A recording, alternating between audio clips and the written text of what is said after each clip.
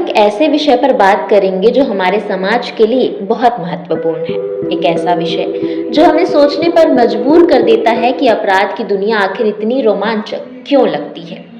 हाल ही में इंदौर की सोनम रघुवंशी का मामला चर्चा में है और हर दिन नए खुलासे हो रहे हैं। यह हमें सोचने पर मजबूर करता है कि आखिर हमारे मन में अपराध के बीज कैसे पनपते हैं। क्या हमने कभी सोचा है कि एक महिला जिसने एक अनाथ बच्ची को गोद लिया, उसे पाला पोसा, उसे अच्छी शिक्षा दी, उसी बच्ची ने अपनी माँ की हत्या कर दी। और क्यों? सिर्फ इसलिए कि माँ ने उसे एक लड़के से संबंध बनाने से पहले पढ़ाई पर ध्यान देने के लिए कहा था। एक दूसरी लड़की जिसने अपनी नानी को सिर्फ इसलिए चाकू से गोद डाला क्योंकि नानी ने उसे किसी लड़के से मिलने पर डांटा था। और तो और एक महिला अपने पति को धमकाती है कि अगर उसने ज्यादा कुछ कहा तो उसका हाल भी राजा रघुवंशी जैसा ही कर देगी। लेकिन ऐसा नहीं है कि सिर्फ महिलाएं ही अपराध कर रही हैं, पुरुष भी कोई कम नहीं है। लिव इन पार्टनर को मारना, पत्नी को पहाड़ से धक्का देना या किसी और से शादी करने के लिए अपने पत्नी को मार देना, ये सब खबरें हम रोज सुनते हैं।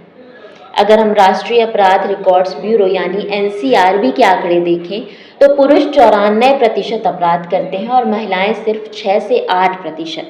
महिलाओं द्वारा किए गए अपराध इसलिए ज़्यादा चौंकाते हैं क्योंकि हम ये मानने को तैयार नहीं होते कि एक महिला भी अपराध कर सकती है, और हमारा समाज महिलाओं को कोमल और संवेदनशील भी मानता है।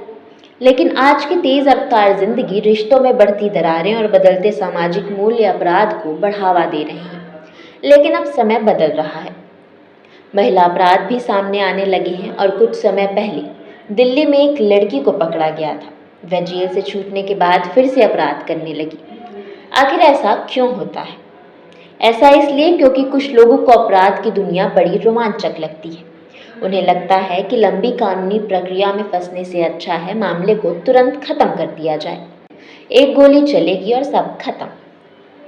हमारे समाज में अपराध को एक अलग ही दर्जा दिया जाता है। अमिताभ बच्चन की फिल्म एंग्री यंग मैन की छवि ने एक ऐसा माहौल बनाया है जहां लोगों को लगने लगा है कि न्याय कोई भला आदमी नहीं बल्कि एक अपराधी ही दिला सकता है। पहले यदि कोई पिता अपराधी होता था तो वह अपने बेटे को अपराधी ना बनने की सलाह देता था। लेकिन एक इंटरव्यू में एक अपराधी ने कहा कि उसके पिता उससे नाराज रहते थे क्योंकि उसने पिता से कम अपराध किए थे। पिता चाहते थे कि बेटा अपराध की दुनिया में उनसे ज्यादा नाम कमाए। ये सुनकर हैरानी होती है क्योंकि हम सब भी बचपन से एक कहानी सुनते आ रहे हैं कि एक चोर जब फांसी पर चढ़ा तो उसने अपनी माँ के कान काट लिए। उसने कहा कि अगर माँ ने पहली चोरी पर ही उसे रोक दिया होता तो वह आज इस हाल में ना होता। लेकिन आज की पीढ़ी के लिए मार्गदर्शक कौन है? आज की युवाओं के लिए हिंदी फिल्में, ओटीटी प्लेटफॉर्म्स और सोशल मीडिया ही उनके मार्गदर्शक हैं। अपराध कैसे करें, हथियार कैसे प्राप्त करें, ये सब कुछ ऑनलाइन मिल जाता है। ऐसे में आज की पीढ़ी के बच्चों में, जिनमें लड़कियां भी शामिल हैं, को अन्याय करना और बदला लेना बहुत आसान लगता है। वे ये नहीं सोचते कि पकड़े भी जा सकते थे, वे सोचते हैं कि कुछ भी कर लें बच तो जाएंगे। हम सब ने देखा है कि जब अपराधी जेल से बाहर आते हैं तो विक्ट्री का साइन बनाते हैं। कई किशोर अपराधी तो जेल जाते वक्त भी धमकी देते हैं कि बाहर आकर देख लेंगे। आज समाज में अपराध को गौरवान्वित किया जा रहा है। यह एक बहुत ही खतरनाक स्थिति है। हम सभी को इस पर गंभीरता से विचार करना होगा। क्या आप भी ऐसा सोचते हैं कि अपराध की दुनिया एक रोमांचक दुनिया है? तो हमें कमेंट्स में ज़रूर बताएं। तब तक के लिए धन्यवाद।